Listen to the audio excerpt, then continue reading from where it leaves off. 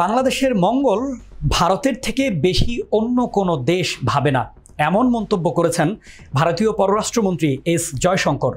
এমনকি এটি ভারতের ডিএনএতে আছে বলেও দাবি করেন তিনি। আশা প্রকাশ করেন খুব শিগগিরই অনুষ্ঠিত হবে বাংলাদেশের পরবর্তী সাধারণ নির্বাচন। প্রতিবেদনে বলা হয়েছে, ভারতের পররাষ্ট্রমন্ত্রী এস জয়শঙ্কর বাংলাদেশের সাম্প্রতিক ঘটনাবলী নিয়ে উদ্বেগ প্রকাশ করেছেন এবং জোর দিয়ে বলেছেন, নয়াদিল্লি তার প্রতিবেশীর জন্য মঙ্গল কামনা করে।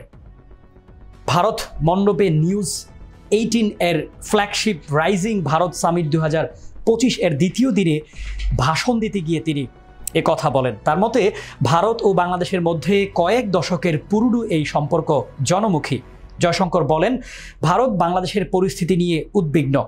একটি দেশ হিসেবে আমাদের চেয়ে বেশি কোনো দেশ বাংলাদেশের মঙ্গল কামনা করে না, এটা আমাদের ডিএনএতেও আছে।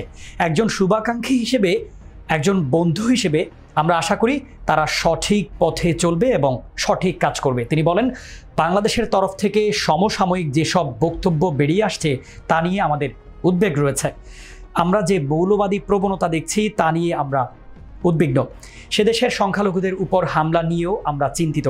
বাংলাদেশের পরবর্তী জাতীয় নির্বাচন ইস্যুতে জয়শঙ্কর বলেন, গণতান্ত্রিক ঐতিহ্যের অধিকারী একটি দেশ হিসেবে গণতন্ত্রের জন্য নির্বাচন প্রয়োজন।